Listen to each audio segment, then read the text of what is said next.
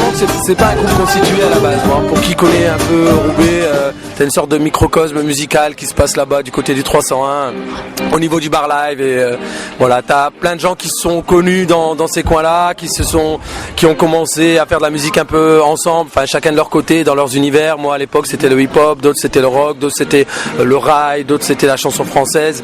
Et on a appris à se côtoyer, à se rencontrer, l'heure de bœuf, voilà, on fréquentait les mêmes lieux de répétition, les mêmes studios, les mêmes lieux où on allait jouer, faire nos concerts. Et puis voilà, donc du coup les Saltimbanques, c'est des gens qui sont issus de ça. Donc dedans il y a Geoffrey qui est l'accordéoniste du MAP déjà. T'as Mehdi qui lui jouait avec Amazir Kateb, qui jouait avec K2R Redim, qui fait du clavier, de la mandole, tout ça, je pensais l'avoir mis sous silence. Et t'as Seb qui a la batterie, qui était le batteur de 13 à table. Voilà, t'as Manu qui était déjà avec moi dans Peace of Salam, groupe de reggae roubaisien aussi. Donc voilà, c'est vraiment... Voilà, une équipe musicale d'une bande de saltimbanques roubaisiens. On se connaissait tous depuis longtemps. Et puis le projet s'est monté autour de ce répertoire moi que j'avais, qui s'entassait dans les tiroirs, qui était un répertoire vraiment très personnel, voilà, qui était très dans l'univers chanson et encore chanson. Nous on dit que à HKL Saltimbanque, on dit que c'est de la chanson française en voie de naturalisation. Ils sont encore en train d'étudier notre cas, notre dossier, pour savoir s'ils vont nous donner l'agrément de chanson française, parce que voilà, notre musique elle est nomade et elle s'inspire vraiment de partout, quoi. À l'image de Roubaix. Elle est à l'image de Roubaix, elle est à l'image de mon quartier. Voilà, moi ce que je dis, moi j'ai grandi quartier de la Potannerie, derrière chez moi tous les soirs c'était les Jeux Olympiques, tu vois, c'était France-Algérie, Italie-Portugal, Clandos, reste du monde, voilà, c'était ça. Et donc voilà, elle est à l'image de mon quartier, de ma jeunesse, de ce qu'on a vécu, et de ce qu'on est. Ça se passe bien, on a cette chance-là de recevoir des bons échos du public, d'être pas mal demandé pour un projet qui commence, c'est assez rare. Et voilà, on a fait ce projet-là pour la scène, parce que c'est ça notre métier, c'est ça notre passion, c'est voilà, d'être sur scène, c'est ça ce qu'on appelle les moments de vérité. Voilà. Et donc du coup on a cette chance-là de pouvoir aller un peu partout en France, et même prévu là une tournée aux States, voilà. Mais bon, c'est un peu compliqué, il faut qu'on boucle financièrement l'histoire, parce que voilà. Mais voilà, donc on va pas se plaindre, ouais. Le thème c'est les inégalités, la lutte contre les inégalités. Aujourd'hui avec la crise, on remarque que les inégalités sont de plus en plus présentes. Comment en tant qu'artiste vous vivez ça ? Ah ben nous en tant qu'artistes on fait partie du bas du panier. On est des intermittents du spectacle, hein, donc au régime acédique, des chômeurs, hein, d'après voilà. Donc dans les statistiques on fait partie des gens qui sont de plus en plus nombreux, tu vois, chaque mois. Donc on dit aux autres bienvenue, soyez les bienvenus chez nous, ça fait plaisir. Donc voilà, on en rigole avec notre côté saltimbanque et second degré. En même temps on a envie, on fait partie de ceux qui défendent autre chose, voilà, une autre société, un autre mode de fonctionnement, qui soit pas celui de l'individu et du profit, qui soit pas celui de travailler plus pour gagner plus, parce qu'on voit où ça nous mène, parce que ça pouvait pas nous amener ailleurs qu'à cette crise, à ces crises, parce qu'on parle de la crise économique, les crises sociales, après les crises énergétiques, climatiques, etc., ça s'additionne. La musique en tant que telle, l'onde musicale, l'onde sonore déjà, elle connaît pas les barrières, tu vois, donc déjà elle passe. Moi l'image que je préfère c'est de dire elle est au-dessus des barrières, au-dessus des frontières, et parce que de fait c'est le cas. Donc pas que spirituellement, pas que dans l'image en fait. C'est vraiment voilà, la musique est au-dessus de tout ça. Moi j'ai compris ça un jour où on a fait une tournée en Palestine il y a 2 ans, c'était avec le groupe MAP. Et on devait accompagner, il y avait une association musicale qui justement voilà, était là pour faire de la musique dans les camps de réfugiés comme un acte de résistance. Et ils avaient un camp d'été musical à Naplouse. Alors Naplouse à cette époque-là, la ville était bloquée, il y avait une incursion de l'armée israélienne, c'était occupé. Donc j'ai accompagné nos amis de cette école de musique.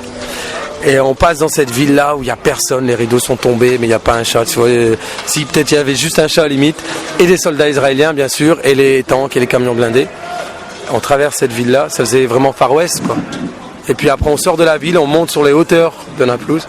Et là on arrive, je crois que c'était une université, tu avais 200 gamins, tu avais les notes qui volaient partout, et puis voilà, c'était à coups de violon, à coups de guitare, à coups de... Voilà, ils étaient au-dessus de tout ça, et au sens propre comme au sens figuré, et la musique, voilà, servait à ça aussi.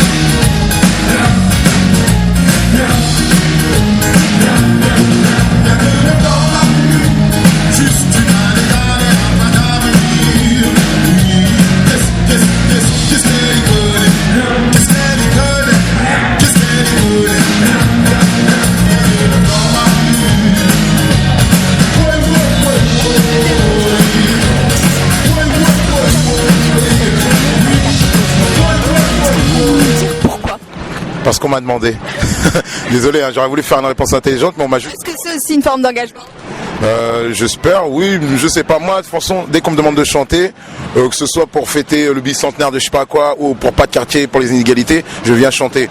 Bon, ça me fait d'autant plus plaisir que ce soit pour Pas de quartier pour les inégalités. Moi-même, venant d'un quartier à la base, j'ai grandi dans le 9-3, dans une cité qui s'appelle le Londo. Et voilà, quoi, ça me fait toujours plaisir de représenter. Mais je le fais tout le temps. Justement, en tant qu'artiste, comment vous vivez ça, les inégalités? En tant qu'artiste, tu les sens moins les inégalités parce que dans le monde de la musique, c'est un peu effacé tout ça. On est dans une bulle où tout le monde s'aime, voilà quoi. On est tous là pour la même passion quoi.